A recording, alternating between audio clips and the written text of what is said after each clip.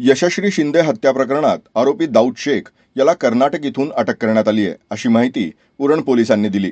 आरोपी दाऊद शेखनं गुन्ह्याची कबुली दिली आहे. आरोपीनं ठरवून हत्या केल्याचं तपासात समोर आलंय. 3 ते 4 संशयितांची चौकशी केली, त्यानंतर सकाळीच दाऊद शेखला पकडलंय.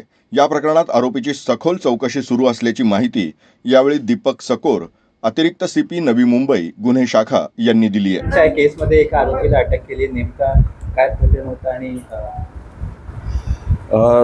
गुरुवारी दिनांक 25 जुलैला आपल्याकडे मिसिंग दाखल होतं उरण पोलीस स्टेशनला आणि 26ला रात्री आपल्याला जी मिसिंग मुलगी होती मयत तिचं प्रेत भेटलं आणि आपण शनिवारी सकाळी 27 तारखेला आपण मर्डरचा गुन्हा दाखल केला. गुरुवारपासूनच आज 5वा दिवस आहे. DCP क्राईम आणि DCP झोन 2 CP साहेबांच्या मार्गदर्शनाखाली आम्ही एक 8-9 पथक याच्यामध्ये काम करत होतो. मग बरेच इंट्रोगेशनमध्ये नातेवाईकांच्या मित्रपरिवार, स्थानिक आणि आमच्या टेक्निकल ॲनालिसिसमध्ये आम्ही 2-3 सस्पेक्ट शॉर्टलिस्ट केले होते, स्पॉट केले होते.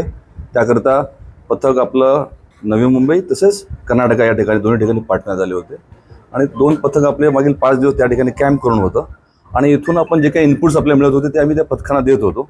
त्याचा आधार घेऊन आम्ही आज सकाळी आम्ही जो मेन सस्पेक्ट होता आमचा दाऊद शेख म्हणून, त्याला आम्ही ताब्यात घेतलेला आहे.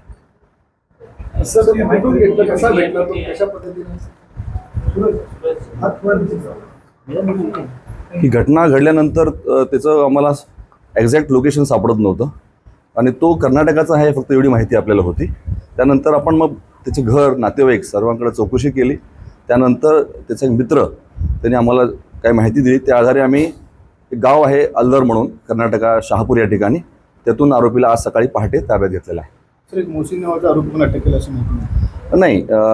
मोहसिन जो आहे हा मयताच्या संपर्कात होता आणि असे जे काही संपर्कात त्या मुलीच्या होते आम्ही सर्वांकडे चौकशी करत होतो. कुठलाही अँगल आम्हाला त्यातून सोडायचा नव्हता. 3-4 सस्पेक्ट आम्हाला वाटत होते.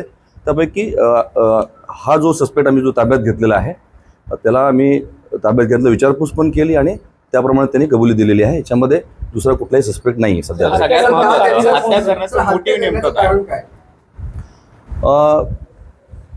आपल्याला माहीत असेल की मयत आणि यांच्यात ओळख होती, मैत्री होती आणि मागील 3-4 वर्ष मयत जी आहे ह्या मुलाच्या संपर्कात नव्हती आणि असं वाटतंय की त्याच्यातूनच त्यांनी केलेलं आहे.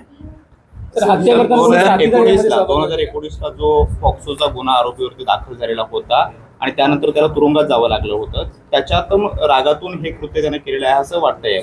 अजून पूर्ण इंट्रोगेशन झालेलं नाही आहे, असं सांगणं फार लवकर जलद होईल, तर वेळ लागेल. इंट्रोगेशन केल्यानंतर ह्या गोष्टी विक्टिमचा जो चेहरा होता पूर्णपणे स्मॅश करण्यात आला होता, म्हणजे ती आयडेंटिफाय करता येत नव्हता. नेमका झाला काय होता? जी माहिती अद्याप मिळालेली आहे, आपण जे PM करणाऱ्या डॉक्टरांशी पण चर्चा केलेली आहे, त्याच्या आधारे स्टॅब इंजुरीज ज्या आहेत त्या फेटल होत्या आणि चेहऱ्यावर जे आहेत ते कदाचित आता PM रिपोर्ट आम्हाला आज प्राप्त होईल. शक्यता आहे की जनावरांनी, कुत्र्यांनी ते केले असं शक्यता नाही. सध्याच्या प्राथमिक तपासात तर नाही. सर, हिंदी में जानना चाहेंगे, ही जी मुलगी होती तिला मारलं तेव्हा त्यांनी किडनॅप केलं, तिला पुढे बोलवून घेतलं, काय एकंदरीत काय?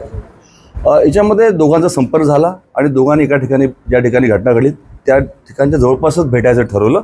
मग असं किडनॅपिंग वगैरे नाही आहे. ते दोघं एकामेकाला ओळखत होते आणि त्यातूनच पुढं ही घटना घडलेली आहे. वाद झाला असावा असं आम्हाला वाटतं, नंतर ही घटना घडलेली आहे. गावात होते अशी प्राथमिक माहिती आहे की ते एकाच ठिकाणी किंवा एका जवळपास राहत होते, शिकत होते, पण निश्चित सांगता येणार नाही. थोडं आरोपीला पूर्ण विचारपूस करता आलेली नाही आम्हाला. CCTV मध्ये पाठलाग करताना असं दिसतंय, असं भासवतंय की ते एकमेकांना मुलगा पाठलाग करतोय. नाही, पण आम्हाला जे तपासात असं दिसलं की ते संपर्कात होते आणि ठरवून त्यांनी त्या ठिकाणी भेटायचं ठरवलं होतं. सर, हिंदी नाही, अद्यापच्या इन्व्हेस्टिगेशनमध्ये डॉक्टरांच्या चर्चेप्रमाणे असं काही घडलेलं दिसून येत नाहीये, पण PM रिपोर्ट आल्यानंतर अधिक सांगता येईल.